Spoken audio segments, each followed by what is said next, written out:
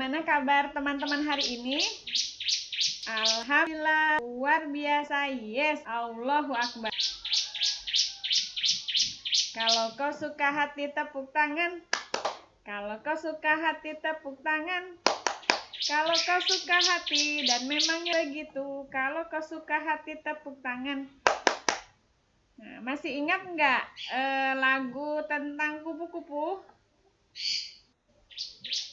Yang kayak gini ya, 5 jari kananku, 5 jari kiriku, ku gabung jadi 10, jadilah kupu-kupu. Ya, sekarang ada yang ini ya, nanti tebak ya. 1 jari kananku, 1 jari kiriku, ku gabung jadi 2, jadilah jembatan. 2 jari kananku, 2 jari kiriku, ku gabung jadi 4, jadilah kamera cekrek. 3 jari kananku, 3 jari kiriku, ku gabung jadi 6, jadilah menara tinggi. 4 jari kananku, 4 jari kiriku, ku gabung jadi 8, jadilah. Ada yang mau jadi apa nih? Ya, jadilah kelinci. Ada yang mau jadi apa? Jadi apa? Boleh jadi kelinci. Boleh jadi apa lagi? Bebas ya. 5 jari kananku, 5 jari kiriku, ku gabung jadi 10, jadilah kupu-kupu. Boleh, jadilah tepukan. Ya? Iya, jadi burung boleh, jadi kupu-kupu boleh, jadilah tepukan. Ya, kita mulai ya. Bismillahirrahmanirrahim. Sikap berdoa.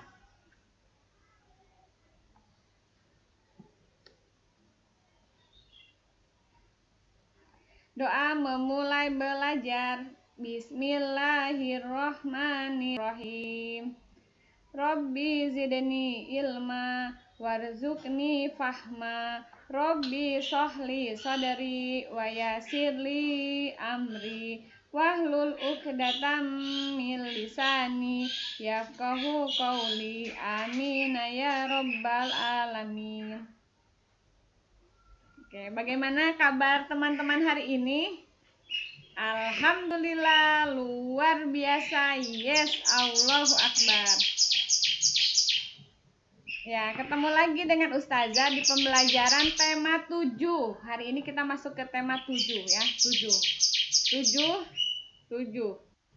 terus 7 ya. Jadi angka 7 itu tidak harus begini saja 7, tapi kalau misalnya begini juga 7 ya.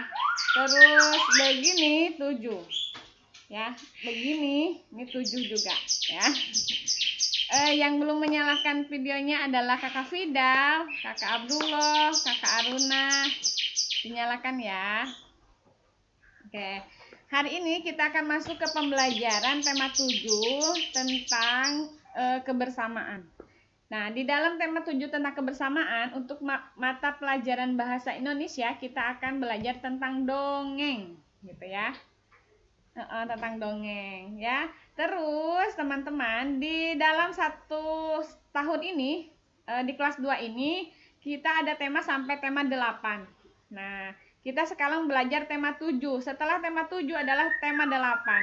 Setelah tema 8 nanti ada ulangan kenaikan kelas. Bagi yang bersungguh-sungguh nanti akan naik kelas. Bagi yang belum bersungguh-sungguh berarti harus mengulang. Nah, mengulang itu artinya tidak naik kelas. Siapa yang mau naik kelas 3? Angkat tangannya. Wah, Ustazah lihat di sini banyak mau naik kelas 3 ya. Bener mau naik kelas 3? Benar mau naik kelas 3? Ya, kalau benar berarti teman-teman 2 tema lagi harus bersungguh-sungguh ya. Benar. Kita selama setahun tidak belajar di sekolahan ya, belajarnya melalui virtual. Mudah-mudahan nanti di kelas 3 belajarnya langsung di sekolah. Saja unmute dulu ya. Nah, di tema 7 ini kita akan belajar muatan pelajaran bahasa Indonesia kelas 2. Nah, tujuan pembelajaran hari ini yang pertama, siswa dapat mengetahui kebersamaan. Kebersamaan. Yang kedua, siswa dapat mengetahui dongeng. Yang ketiga, siswa dapat menyebutkan 5 macam dongeng.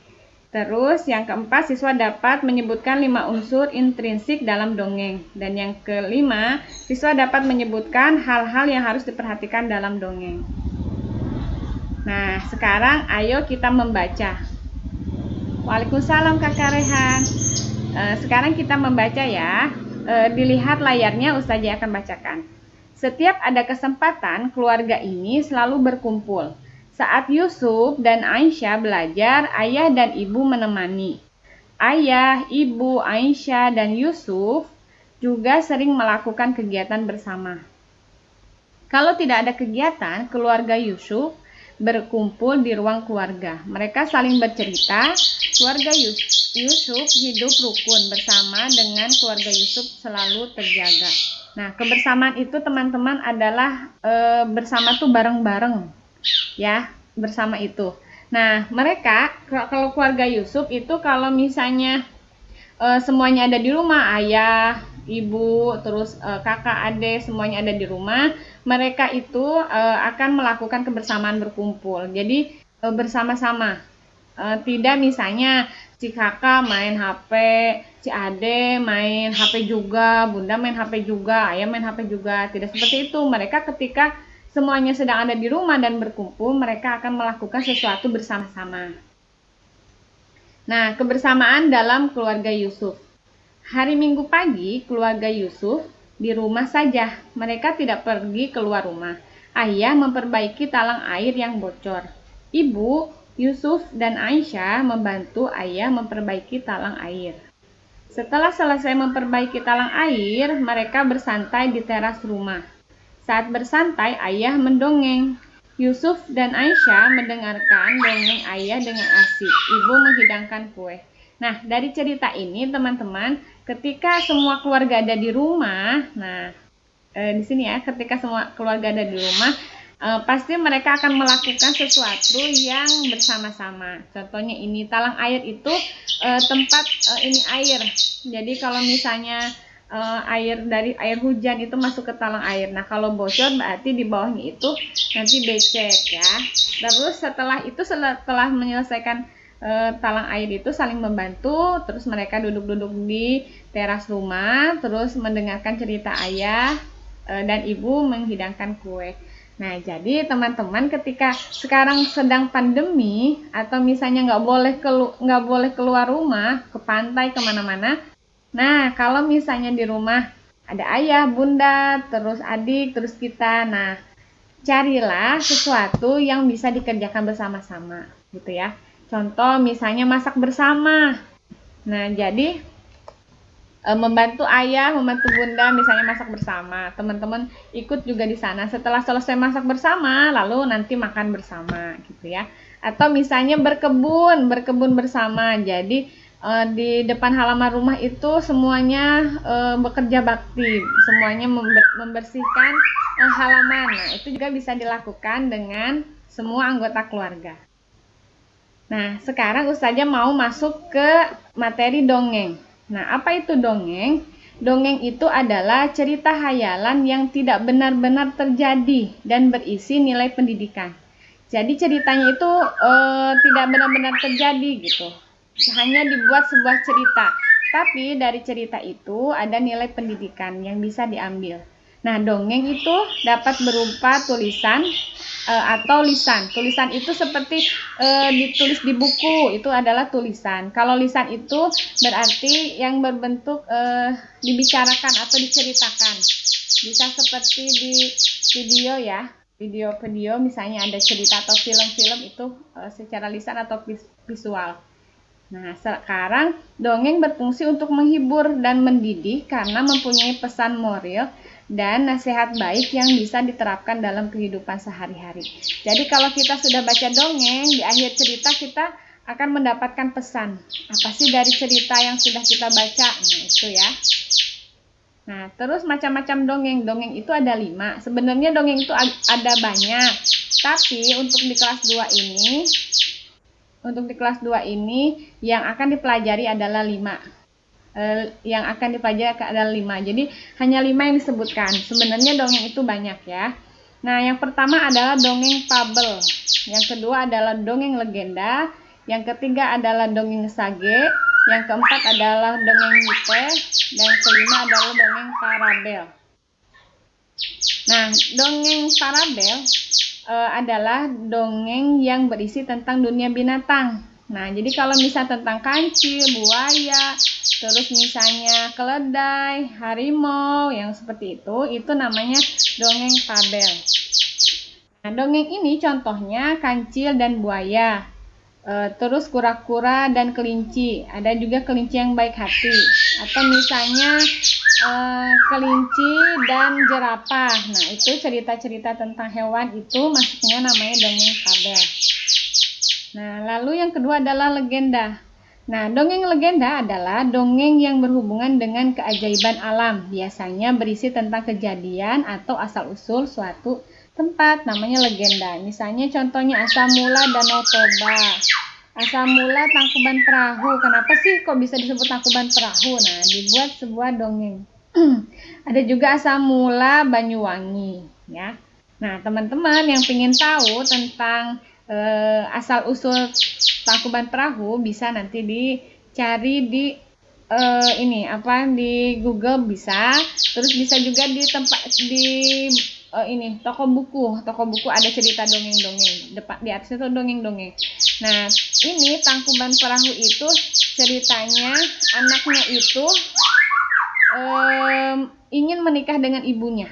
Jadi ceritanya itu anaknya ingin menikah dengan ibunya. Nah, itu dulu ibunya itu tidak tua, jadi dia dikiranya itu si ibunya itu seusia si sang kuryang itu. Ternyata Dayang Sumbi ini adalah nama ibunya. Ternyata itu adalah ibunya. Jadi mukanya ibunya atau wajahnya itu awet muda ya. Itu ceritanya. Terus yang ini asal mula Danau Toba juga. Ini nanti teman-teman bisa ini sendiri ya. Ceritanya seperti apa. Nah, lalu adalah dongeng sage. Dongeng sage ini adalah dongeng yang mengandung unsur sejarah yang menceritakan keberanian atau kepahlawanan suatu tokoh. Contohnya Si Pitung. Si Pitung ini cerita dari Betawi. Terus ada Ciung Wanara, terus ada Jaka Tingkir ya. Itu adalah dongeng sage. Sage itu keberanian seorang pahlawan ya, kepahlawanan. Lalu ada dongeng mite. Nah, dongeng mite adalah dongeng yang berhubungan dengan tokoh dewa, peri, ataupun makhluk halus, bahkan hantu, ada cerita hantu ya. Nah, contohnya itu Nyi Roro Kidul. Nyi Roro Kidul ini adanya di Pelabuhan Ratu. Jadi cerita dongeng ini, Nyi Roro Kidul itu keluar dari lautan. Dia punya kerajaan di lautan. Nah, ini dongeng ya, jadi tidak benar keberadaannya. Terus ada Dewi Sri. Nah, Dewi Sri ini adalah Dewi Padi. Jadi ceritanya itu yang membuat padi-padi subur ini adalah Dewi Sri gitu. Ini adalah dongeng. Jadi dongeng itu cerita hayalan yang tidak benar-benar terjadi. Nah, sekarang dongeng parabel. Yang kelima dongeng parabel. Nah, dongeng parabel ini dongeng yang berisi nilai-nilai pendidikan moral, agama, atau cerita pendek tentang pedoman hidup. Contohnya Malin Kundang. Malin Kundang ini berasal dari Sumatera. Nah, si Malin Kundang ini teman-teman, dia hidupnya tidak kaya, sama ibunya ya, sederhana. Nah, ketika itu dia ingin izin sama ibunya untuk pergi ke kota. Jadi ini Malin Kundang ini ceritanya itu anak yang durhaka sama ibunya. Nanti dikutuk nanti jadi batu, jadi batu. Dan dia tidak mengakui kalau itu ibunya ketika dia sudah kaya raya. Ya, cerita lengkapnya teman-teman nanti bisa dicari ya, dicari di Google. Nah, selain dongeng itu ada unsur intrinsik dalam dongeng. Nah, di dongeng itu ada yang pertama tema. Tema itu adalah pokok pikiran yang melandasi cerita atau ide pokok yang menjadi dasar cerita. Aku pengen buat cerita tentang hormat kepada orang tua. Nah, itu adalah tema. Atau misalnya bikin tentang cerita persahabatan. Nah, udah mendapatkan tema, pengen cerita tentang persahabatan, baru kita menentukan tokoh. Tokoh adalah pelaku yang berperan dalam dongeng. Nah, kita menentukan tokoh berapa orang nih cerita persahabatannya, 2 orang atau 3 orang, atau misalnya 2 orang saja. 2 orang ini siapa sih namanya? Misalnya dikasih nama, misalnya kasih nama Ara dan misalnya Ara dan Amar misalnya gitu ya. Nah, setelah itu dicarilah wataknya. Yang ketiga adalah watak. Watak atau sifat yang dimiliki tokoh. Misalnya si Ara itu sifatnya baik hati dan jujur. Terus si Amar itu sombong, pemarah. Nah, itu adalah watak. Watak itu kan ada yang sabar, jujur, pemarah, pemaaf gitu ya, namanya watak. Nah, setelah ini didapat teman-teman, nanti ada latar. Latar itu tempatnya. Tempatnya mau di mana? Di sekolah, di rumah, atau misalnya di lapangan misalnya ya. Setelah latar, kita yang kelima adalah alur. Alur itu rangkaian cerita dari awal sampai akhir.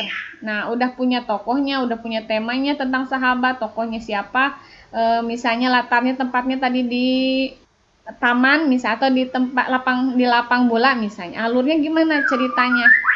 Dari awal sampai akhir tuh alur. Lalu amanat. Amanat adalah pesan yang terkandung dalam cerita atau dongeng. Amanat misalnya ketika misalnya bermain dengan teman itu tidak boleh memukul dan lain-lain, itu adalah amanat. Nah, setelah itu kita udah punya cerita, udah bikin cerita. Setelah itu diperhatikan cara membaca dongeng. Nah, setelah mempunyai cerita lah kita bacakan. Yang pertama yang kita lihat adalah ekspresi. Yang waktu itu kan, waktu bercerita ekspresi. Yang kedua mimik wajah. Ini kalau misalnya ceritanya marah, berarti mukanya itu terlihat atau nadanya itu nada marah, atau sedih diikuti juga sedih. Dan intonasi ya. Terus pelafalan isi dongeng dan jedanya. Jeda itu misalnya ketika udah titik, berhenti dulu, nggak langsung bercerita. Nah, sekian pembahasannya. Setelah ini kita akan tanya jawab ya.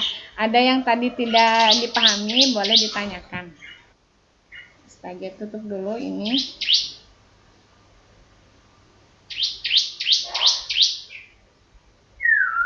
Nah, sudah pembahasan seperti itu, kita ada dongeng 5. Dongeng itu adalah cerita hayalan yang tidak benar-benar terjadi ya.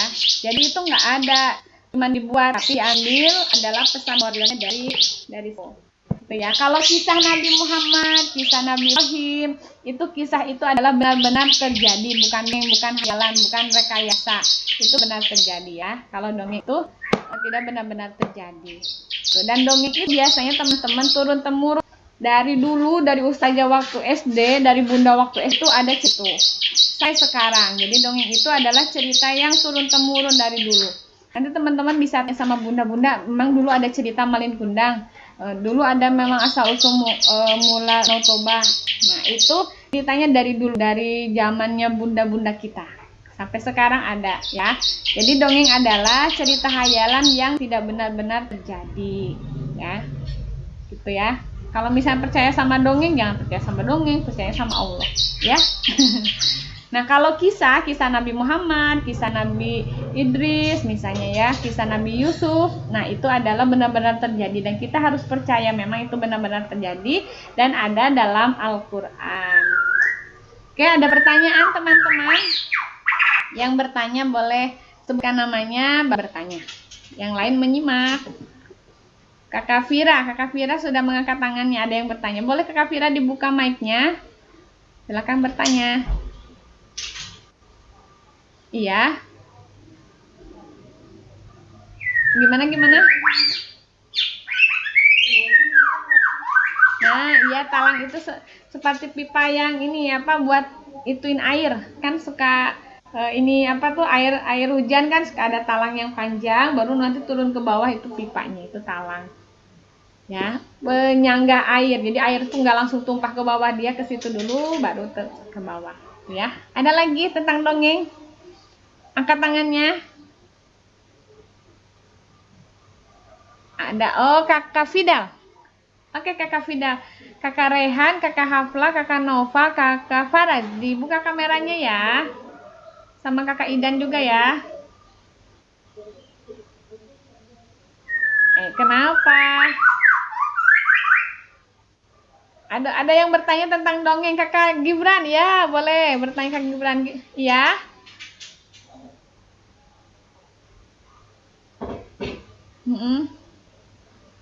Ada manfaatnya. Oh iya. Jadi teman-teman, jadi dongeng itu hayalan atau cerita yang tidak benar-benar terjadi dibuat sama orang. Nah, apa sih manfaatnya? Meskipun itu hayalan, nah kita ambil manfaatnya. Contoh yang tadi Malin Kundang itu, jadi dia seorang anak yang hidupnya itu tidak kaya, jadi sederhana, di gubuk biasa sederhana sama ibunya. Terus dia meminta izin untuk pergi ke kota untuk bekerja biar dia mendapatkan uang. Menceritakan dapat uang. Nah, setelah dapat uang, dia berusaha di kota. Akhirnya dia itu jadi orang kaya, jadi orang sukses. Nah, orang sukses. Setelah itu dia menemukan jodohnya. Dia juga menikah dengan orang kaya. Nah, setelah dia pergi berlayar, tiba-tiba dia itu singgah ke daerah yang ibunya, tempat tinggal ibunya. Nah, ibunya itu bertemu dengan Malin Kundang. Nah, setelah bertemu dan ibunya mengakui kalau itu Malin Kundang, Malin Kundang tidak mengakui itu bukan ibu saya. Nah, gitu. Jadi dia, sebentar ya, Nak ya.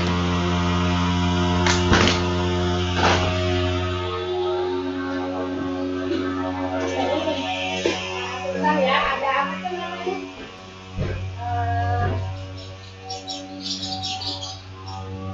Apa tuh? Yang menyemprot ini. Menyemprot pugging, ada pugging.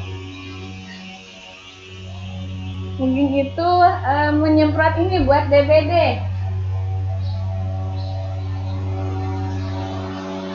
Oh iya, yang ada asap-asapnya itu, Nak.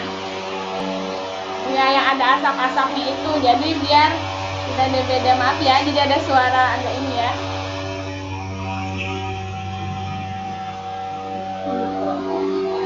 Nanti kalau misalnya ini mati, kalau ini mati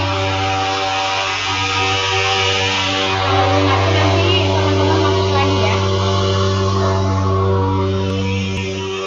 Tuh lagi kayak gini, sebentar ya.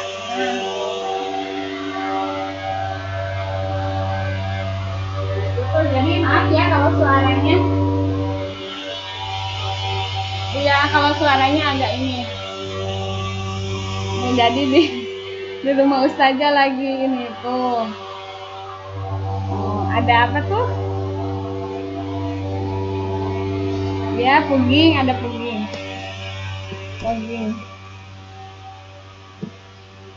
Jadi bau gitu ya, tapi nanti biasanya hilang. Oke, nah setelah itu, nah hikmah atau manfaat dari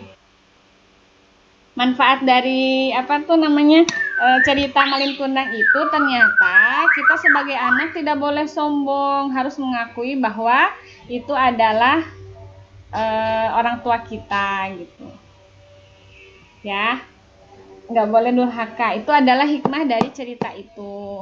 Jadi meskipun orang tua kita seperti apa, kita harus mengakui bahwa itu orang tua kita dan harus berbakti kepada orang tua. Jangan sampai dia sudah kaya, lupa sama orang tuanya, nggak berbakti kepada orang tuanya, gitu ya. Jadi dalam cerita itu ada hikmah atau pesan yang akan diambil. Kayak misalnya si kelinci dan kura-kura. Cerita kelinci dan kura-kura itu, si kelinci itu kan kalau lari itu agak cepat, lompat. Nah, beda sama kura-kura yang jalannya itu pelan-pelan. Nah, si kelinci itu Ya, betul, kayak diupin-ipin. Nah, seperti itu ya. Jadi, ya, diupin-ipin juga ada ceritanya kan. Jadi siapa yang apa tuh yang menang, kura-kura atau kelinci yang menang. Seperti itu. Jadi dongeng itu. Kura-kura yang menang. Gitu ya. Atau si kancil dan buaya. Kancil yang cerdik sama si buaya. Buaya mau makan si kancil. Terus karena dia cerdik, dia memberitahu, kalau begitu boleh kamu makan saya, tapi kamu berjejer dulu. Nah, akhirnya berjejer. Setelah berjejer, si kancilnya lompat di atas buaya itu. Terus dia sampai dia nyebrang di itu. Iya, benar ya. Jadi kalau yang mana ada ceritanya banyak. Dan cerita dongeng ini teman-teman bisa buat. Misalnya Kakak Gibran mau bikin cerita tentang apa? Nah, Kakak Gibran boleh buat. Cari tokohnya, tempatnya di mana. Pertama tema. Tema itu mau cerita tentang apa? Kita tentuin tema. Oh, tentang persahabatan. Nah, terus setelah itu kita tentukan tokohnya siapa. Misalnya harimau sama singa misalnya. Setelah itu tempatnya di mana? Di hutan atau di danau, di rumah atau di mana? Setelah itu kita tentukan alur ceritanya dari awal sampai akhir. Yang kelima itu amanahnya. Seperti itu. Jadi kita bisa buat cerita juga teman-teman ya. Oke. Ya. Makhluk halus itu gini. Kalau misalnya jin, manusia, Allah menciptakan jin dan manusia itu benar. Allah menciptakan jin, menciptakan malaikat benar gitu ya. Kita harus percaya adanya jin dan malaikat. Ada di Al-Qur'an di surat An-Nas ya. Qul a'udzu birabbin nas. Katakanlah aku berlindung kepada Tuhan manusia, ya kan, sembahan manusia di Anas itu. Nah, kenapa kita harus berdoa ketika masuk kamar mandi? Ayo.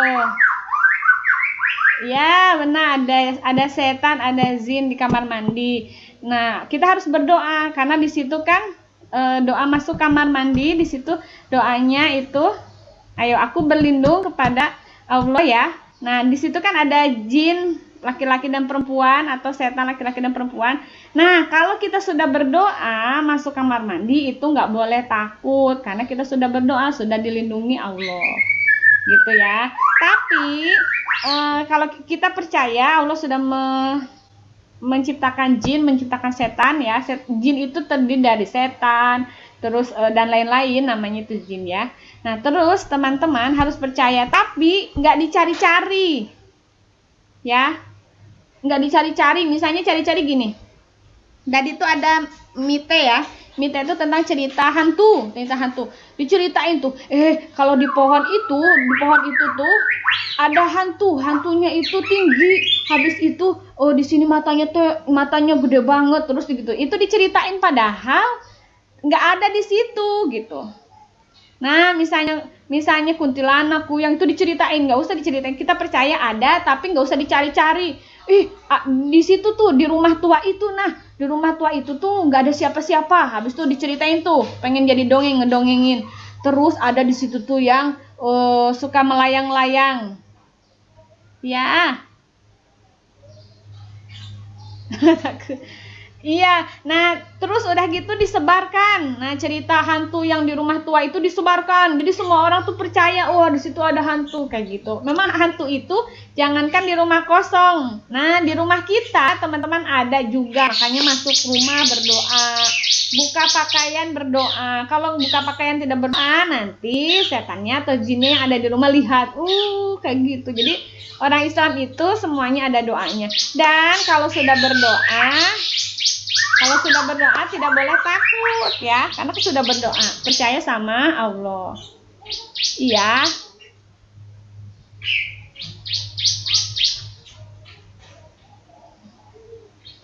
Apa yang iya benar. Ada di ceritanya ya, kalau kita sudah berdoa terus kita masuk kamar mandi, setannya pergi, kabur, hilang. Karena kita sudah berdoa.